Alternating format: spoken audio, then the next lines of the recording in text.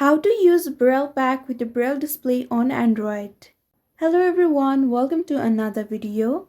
Today in this video, I will teach you on how to use BrailleBack with the Braille display on Android. So now let's get started. First of all you need to do is open the Settings app on your device. Now navigate to Accessibility. Now tap on TalkBack. Go to Settings.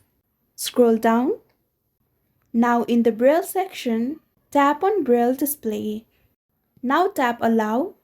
Now toggle the switch on. Now connect your Braille display to your Android device using Bluetooth or USB.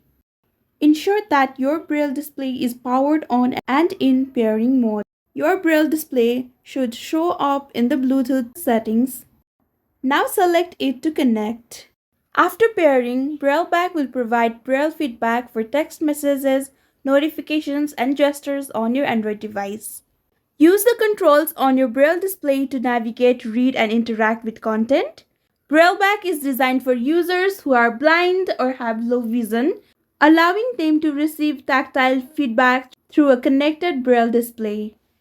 I hope you found this video helpful. Don't forget to like, share, and subscribe to our channel.